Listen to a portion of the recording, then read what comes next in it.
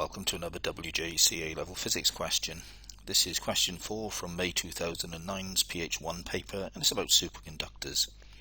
A student writes the following: superconducting wires do not become hot because electrons can flow through them without there being any transfer of energy. We've got to explain carefully in terms of electrons how energy is transferred in a normal conductor and why it doesn't occur in superconductors. Well, in a normal conductor, energy is transferred in collisions between free electrons and ions.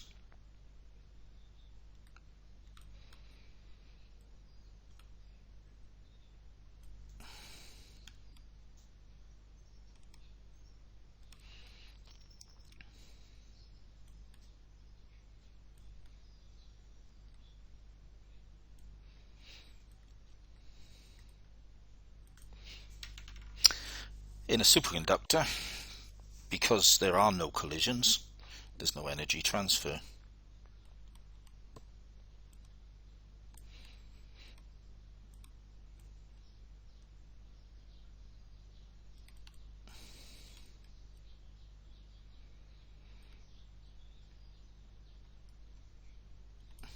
So just a couple of points here. Must make sure that we mention that it's free electrons and ions. Might even be worth adding to this part of the question that the free electrons pass kinetic energy to the ions, just to try to guarantee getting the points.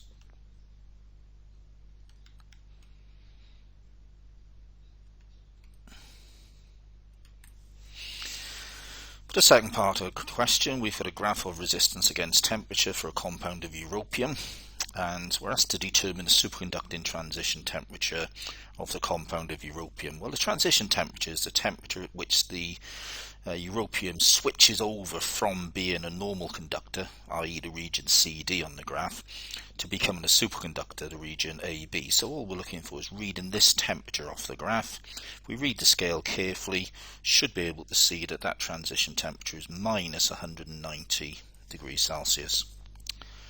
Then we're asked in what region of the graph would a potential difference of 0 volts be required to maintain a current. Well, that's the superconducting region, so that's simply going to be the region AB. Once a current starts flowing in the superconductor, it no longer needs a potential difference to keep it going. And finally, certain high temperature superconductors have transition temperatures which are above minus 196 degrees Celsius. State how these materials can be kept in their superconducting state. Well, these high temperature superconductors can be kept in liquid nitrogen.